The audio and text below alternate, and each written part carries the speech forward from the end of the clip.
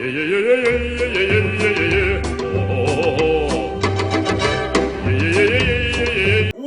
عليه بالسمسمة.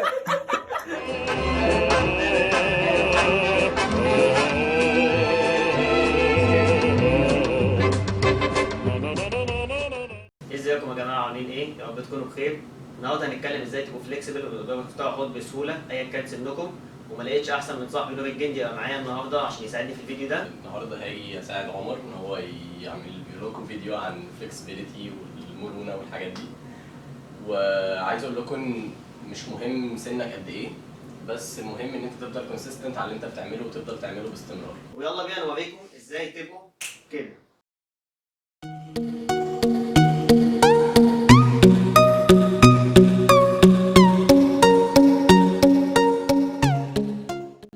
انا ونور النهارده هنوريكم ازاي تقدروا تفتحوا حوض بسهوله.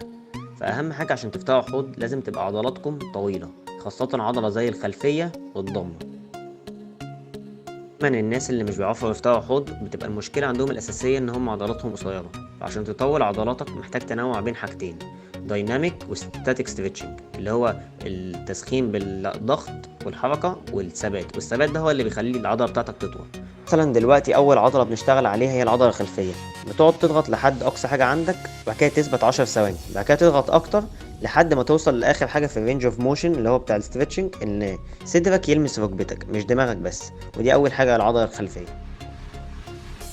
العضله الخلفيه كده زي ما شفتوا ممكن تشتغل عليها وانت فاتح رجلك في النص يمين او شمال، بس اهم حاجه تنوعها ما بين الضغط والثبات. بعد كده ممكن تقفل رجلك وبرضه تشتغل نفس الكلام، بس اهم حاجه في اي وضع ما تتنيش ركبتك خالص. لازم ركبتك تبقى مفروده على الاخر، عشان لما بتتني ركبتك مش بتوصل للفول رينج بتاع العضله الخلفيه. فاحسن حاجه عشان توصل للفول رينج لازم تبقى فارد ركبتك على الاخر وانت بتضغط وانت ثابت.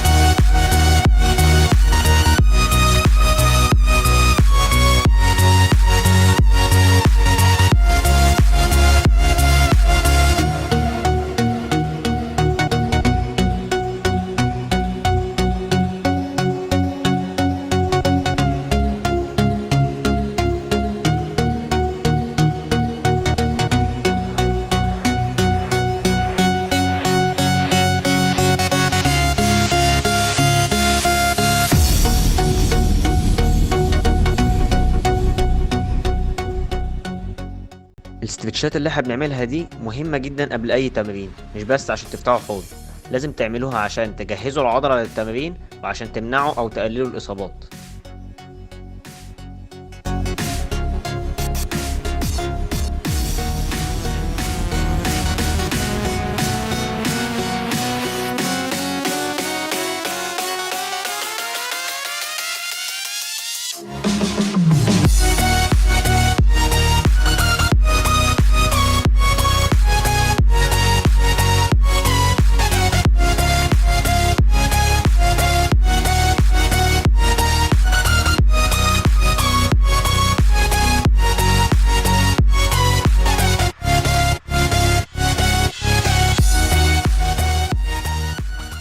الناس اللي حوضها كويس اصلا وفليكسبل ممكن تضغطوا زي ما نور بيضغط كده لورا فور اكسترا فليكسبيليتي، انما لو حوضكم مش على الارض ممكن تضغطوا زي كده لقدام.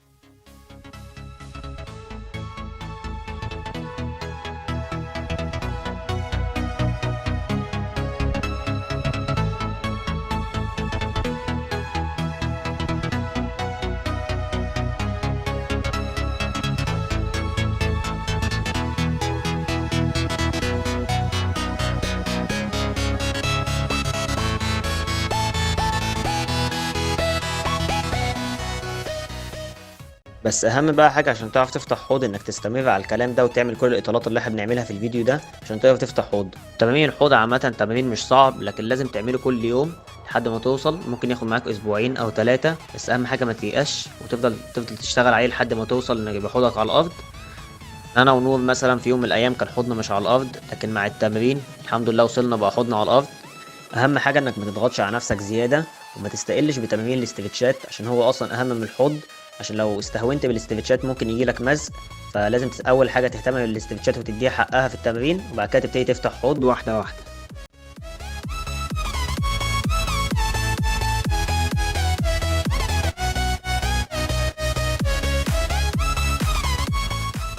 لو انت او انتي حوضكم كويس فلازم تعملوا كل شويه تمارين عشان تحافظوا على الحوض بتاعكم. فدلوقتي التمارين دي للناس اللي حوضهم اصلا كويس او اللي اتمرنوا على الحوض وتحسن.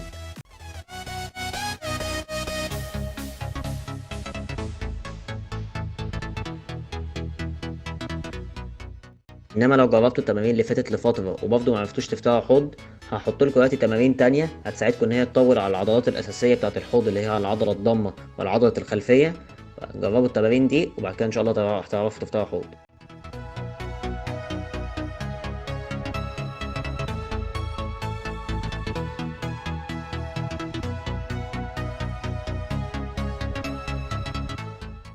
معظم الناس بيضغطوا بطريقه غلط وهما بيعملوا الاسترتش بتاع الحوض، فانا كنت واحد من الناس اللي بيعملوا كده. لكن الصح بتاع انك تضغط في القعده وانت قاعد حوض انك تضغط بايدك التانية على رجلك زي ما انتوا شايفين كده في الفيديو.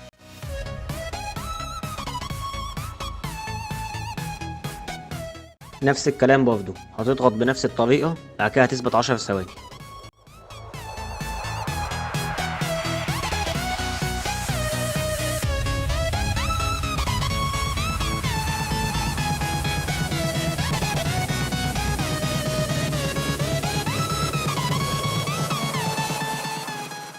التمارين اللي جايه دي من احسن التمارين اللي هتخليك تفتح حوض.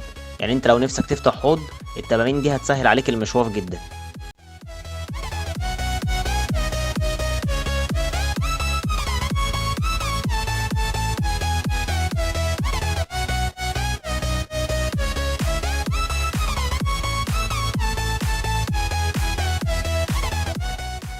زي ما قلت لكم كل التمارين اللي احنا عملناها دي مهمه عشان تعرف تفتح حوض وعشان تسخن قبل التمرين.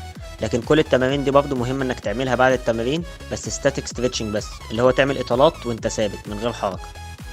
ناس كتير بتسأل ليه الاطاله مهمه بعد التمرين. الاطاله بعد التمرين مهمه لانك في التمرين العضله بتقصر شويه بسبب المجهود، فلما بتعمل ستاتيك ستريتشنج العضله بتطول تاني، وده بيساعد في الريكفري اللي هو الاستشفاء العضلي بتاع العضله.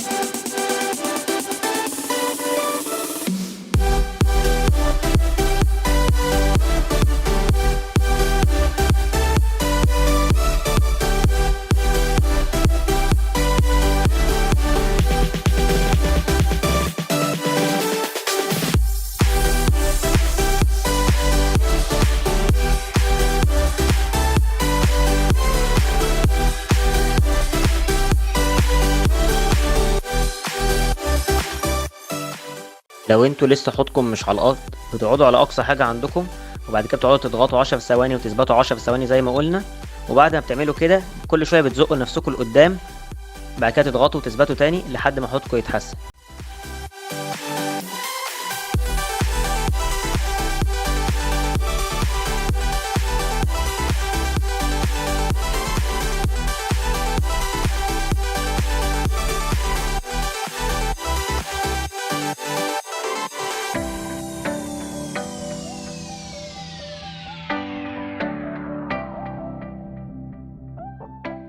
حاجة تانية ممكن تخلي حد يساعدك في انك تفتح حوض زي ما انتوا شايفين في الفيديو كده، ممكن تخلي حد يضغط عليك، ولما تجيب اخرك تبتدي تثبت بس، بعد كده يبتدي يضغط تاني، بعد كده يثبت لحد ما توصل على الارض. حاجة تانية ممكن برضو تخلي حد يمسك ايدك زي ما انتوا شايفين في الفيديو كده، ووزن جسمك هو اللي يضغط عليك، برضو دي حاجة تانية برضو تساعدك انك تقدر تفتح حوض. ممكن برضو تفتح على البلاط ده، برضو هيساعدك انك تتزحلق. ممكن برضه تستخدم ستيب او اي حاجه في الارتفاع ده ان هو يساعدك انك تفتح حوض احسن، فتعمل ناحيه اليمين والشمال وامام يمين وشمال. اخر حاجه انك ممكن تفتح على كرسي، لكن دي حركه مش سهله، لازم تخلي حد يساعدك فيها عشان ما تقعش. ما يبقى حوضك كويس ليها مميزات كتيره. اول حاجه انك تقدر تحرك رجلك في اي اتجاه انت عايزه اكنك بتحرك ايدك، كمان في اي زاويه واي ارتفاع انت عايزه. حاجه تانية، لو انت حوضك وحش واللي قدامك عمل لك بلوك هتقع على طول، لكن لو انت حوضك كويس حتى لو اللي قدامك البلوك بتاعه قوي هتقدر ترفع رجلك معاه، وممكن كمان تضربه بعدها. اخر حاجه، اللعب من التحضين هيبقى اسهل بكتير. كده خلص الفيديو. دي كل الحاجات اللي ممكن تعملها عشان تحسن الحوض بتاعك وتخليه على الارض مهما كان سنك. بس طبعا كل ما كنت صغير اكتر كل ما الموضوع خد معاك وقت اقل. ممكن تاخد يوم 2 اسبوع، بس مش اكتر من 3 اسابيع لو عملت الكلام ده كل يوم. الحوض والاطارات حاجه مهمه جدا، هي بتقلل الاصابات كتير جدا في التمرين. وكل ما عندك حوض واطارات احسن كل ما عرفت تعمل اللي انت عايزه في البطوله او في الماتش. وبكده يبقى خلص الفيديو بتاعنا. يا رب تكونوا استفدتوا وعرفتوا ازاي تفتحوا حوض على الارض بسهوله. ويا ريت لو عجبكم الفيديو ما تنسوش تعملوا لايك للفيديو. لو انت اول مره بتتفرج علينا اعمل سبسكرايب للشانل وشغل زر النوتيفيكيشن، خلوا شكله كده. واشوفكم الفيديو الجاي ان شاء الله. سلام. ويلا نرمي. لا طبعا. خلاص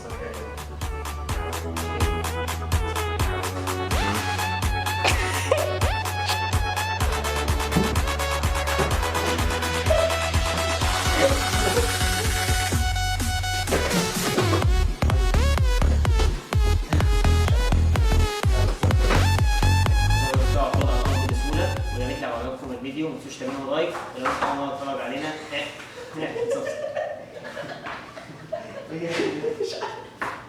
حسيت ان انا اتشقلب.